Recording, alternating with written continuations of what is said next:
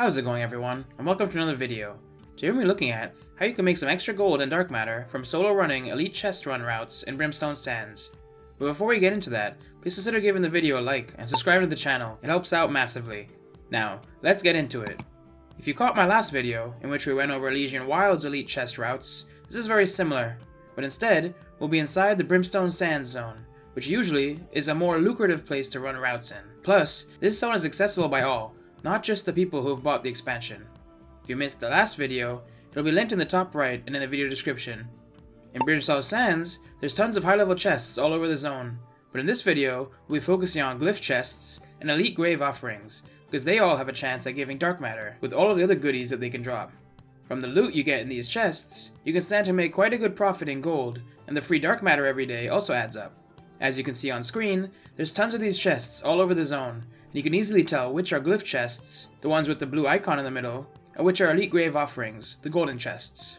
The grave offerings can be opened by anyone, but if you're looking to be able to open the glyph chests by yourself, you'll need to collect all of the glyphs in Brimstone Sands. There are currently 26 of them, so it may take a bit of time, but you probably already have a few of them unlocked if you've been in Brimstone before. Simply check in your documents section which ones you need, and go collect the other ones. There's tons of great guides online showing their locations.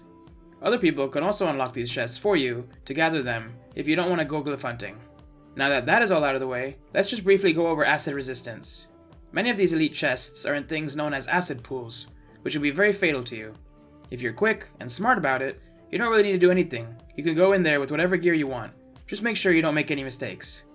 To do it with your normal gear, you'll want to immediately start opening the chest in the acid, and then once you've done so, roll out of the acid ASAP, and get ready to take on the monster that spawns when the chest opens.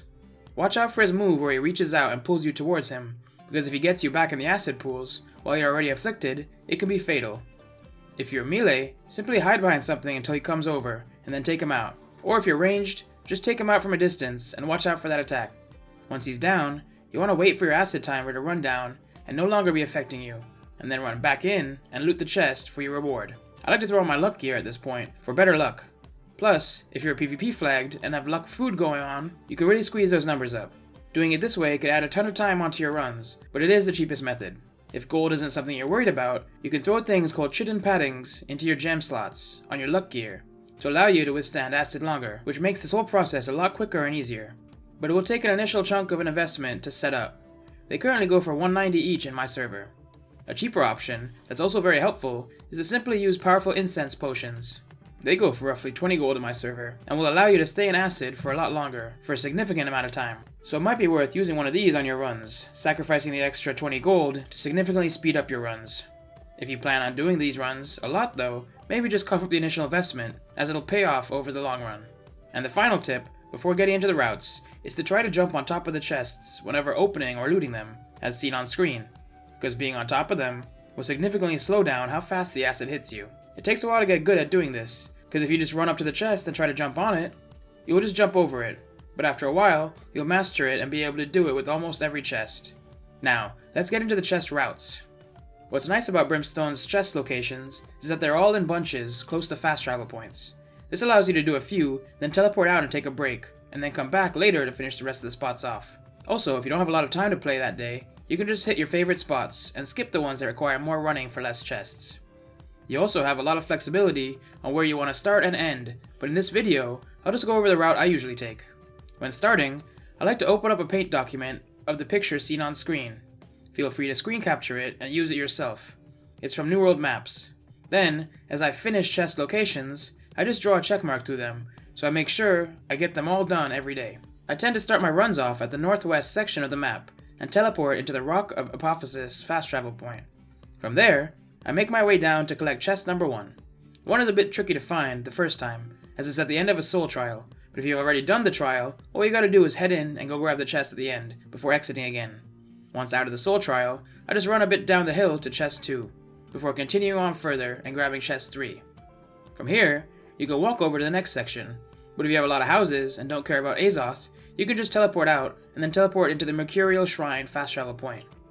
The next 3 chests are really easy and close by. Just run to the spots on map and grab chest 4, then 5, and then 6, and head back to the fast travel point. From here, teleport over to Wormsing Obelisk fast travel point, and right behind the fast travel point is chest number 7. And after I'm done grabbing that, I like to head on over all the way west to grab chest 8. If I'm short on time for that day, I might skip this one, or instead of running back to 9, I could use a house teleport and then teleport back to the fast travel point to save a bit of time. But if I'm not too worried about time, I'll just run back from 8 to 9, which might be a bit tricky to find the first time, as it's at the top of a structure, but it's really easy to climb up to. Then, once I got that, I'll head east to the area with the 3 chests, all near one another, and grab chests 10, 11, and 12. Once those are all gathered, you can head south into Castrum Principium, but it is an elite stronghold with some really tough mobs, so if you're solo, you'll have to make the call on if you want to go here or not. If you're good at losing aggro and can take a couple of hits, there are some pretty easy chests you can sneak loot. I'll circle them on the map for you, so if you can't find a group to run this spot with, you can just sneak grab those chests. If you did find a group to run with though, you could get an additional 10 chests in here. I like to run in here and try sneak grab a couple of the chests until I die, and then head on over to the next spot by teleporting to the Shrine of War fast travel point. This is one of the best solo spots, as it has so many chests all near one another.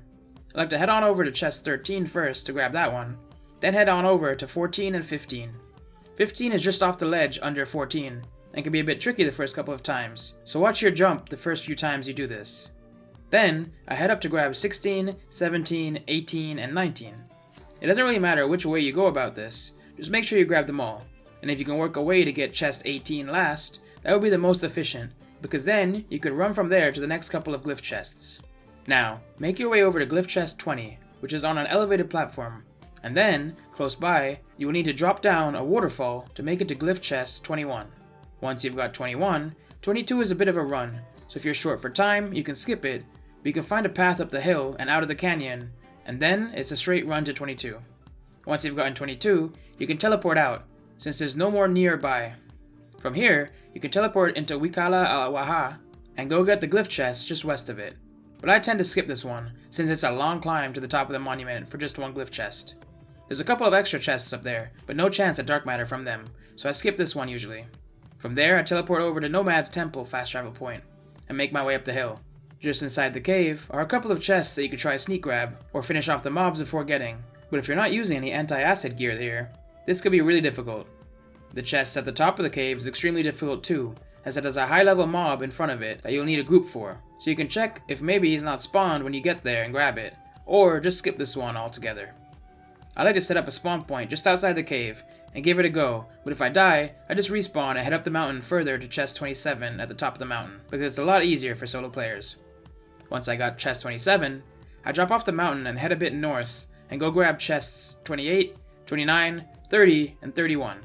These are all really easy to grab and very close to one another. Once those have all been looted, I teleport out again and head all the way north to the Cradle's Rest fast travel point. Just to the east of the fast travel point, you'll be able to grab chest number 32, and beside it, in some asset pools, will be chest number 33.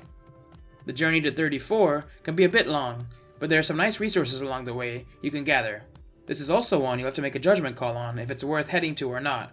This one will be guarded by a very popular scorpion boss that gives the spear artifact, so if you can time this part of your chest run to be coming in just at the end of a night cycle, and you see people gathering in recruitment chat to go take down Scorp, then it's worth swinging by this one to get a kill in on the Scorp for your chance of the spear, and to grab this chest. But if it's just turned night, or been day for a while already, then it means Scorp won't spawn for a bit, so just skip it and head towards chest number 35, which is also a bit of a journey away. This one is a bit hidden. It's inside the waterfall, but a little elevated, so if you can't seem to find it, look on screen where I'm at when I grab it. From here you'll want to teleport out, and this is where it gets to the more tricky chests to loot.